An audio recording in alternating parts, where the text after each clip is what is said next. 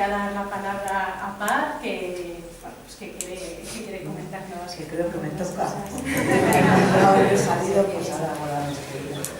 Para mí, enmarcar este acto en todo lo que se quedó recogido en el acuerdo programático en cuanto al área de energía, me parece que es acercarnos a la realidad.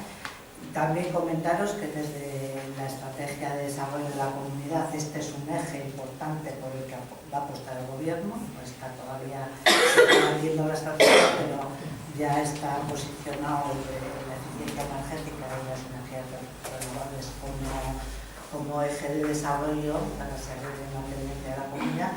Y por nuestra parte, por parte del Servicio Navarro de Empleo y del Departamento de Educación, este proyecto nos ha supuesto un aprendizaje muy bueno de abrir las puertas de lo que tiene que ser el mundo de la formación de la FP, aunque vosotros tenéis un nivel más alto de cualificación, pero abrir las puertas a las personas para que participen en el desarrollo del conocimiento es lo que nos va a permitir avanzar como sociedad.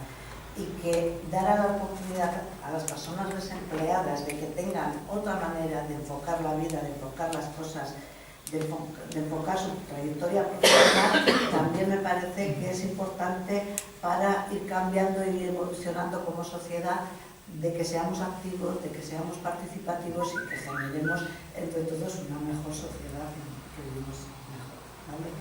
Yo tenía que